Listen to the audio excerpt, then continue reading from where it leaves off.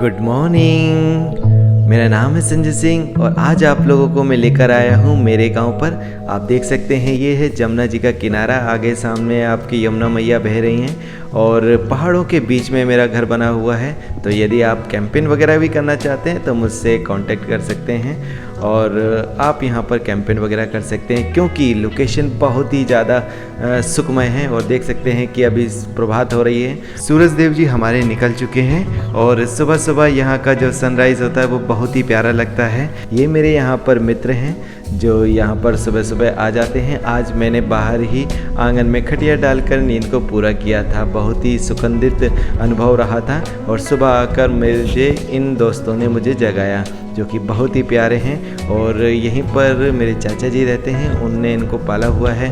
तो देखने में देखिए आप कितने क्यूट लग रहे हैं। तो इनके साथ में कुछ देर मुझे खेलना था और एक्चुअली आज मैं आया हूँ यहाँ पर सत्यनारायण जी की कथा करवाने के लिए। इसीलिए मुझे लगा कि आप लोगों को भी दिखाना चाहिए कि किस तरह से मैंने अपना जीवन बिताया है यहाँ पर।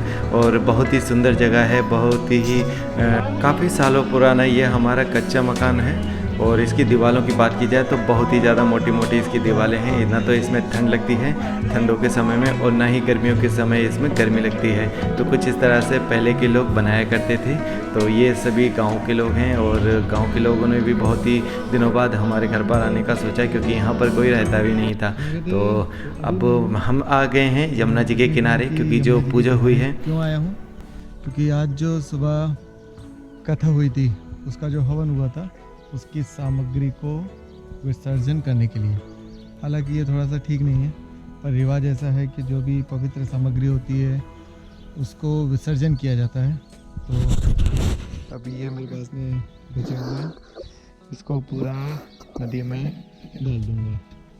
मालूम है कि ये थोड़ा सा पॉल्यूटेड हो जाएगी, बट रिवाज है, इतना ज़्यादा कुछ केमिकल युक्त नहीं है, सिर्फ राख ही राख है, तो वो ज़मीन में बैठ जाएगी। बाकी नदी का नज़ारा देख ही सकते हैं। हवन सामग्री में किसी भी तरह का कोई केमिकल नहीं है, सिर्फ इसमें राख और कोयले हैं जो कि हवन किया था तो उसकी बची हुई हैं। तो इसमें बहुत ज़्यादा पॉल्यूशन नहीं होगा। और अभी आप जो यमुना मैया के दर्शन कर रहे हैं, इन्हें भी हिंदू धर्म में बहुत ही पवित्र नदियों में स्थान दिया गया है।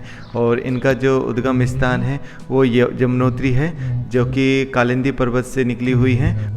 देखिए साइड में मोर है जो कि पानी पीने के लिए आ रही है। पहले हम लोग भी ना यहाँ पर यही नदी का पानी पी लिया करते थे बहुत पहले, आई थिंक 2000 में, 2001 या 2 के समय में जब हम लोग यहाँ पे आते थे। और इसी पानी से दाल बना करती थी, क्योंकि वैसा बताते क्या ऐसा था कि इसका पानी जो शुद्ध था और मीठा था, तो उससे जो दाल थी वो जल्दी पक जाया करती थी।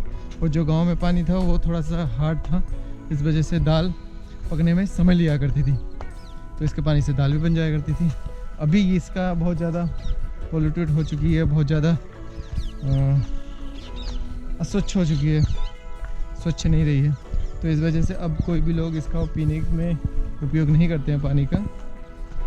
नहाने धोने का भी अब तो उपयोग करने लायक भी नहीं बची, क्योंकि कुछ इस तरह की गंदगी हो गई है जो कारखानों और जो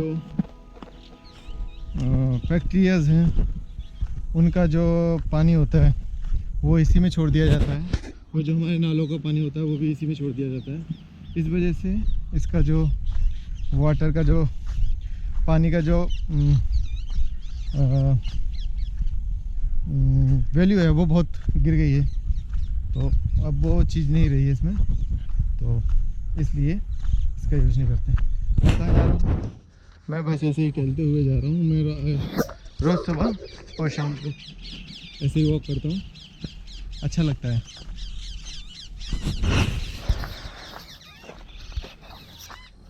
वो देखिए मोर भाग रही है, हम भी उसका पीछा कर रहे हैं। मोर मोर तुम खाती का खाती का खाती का।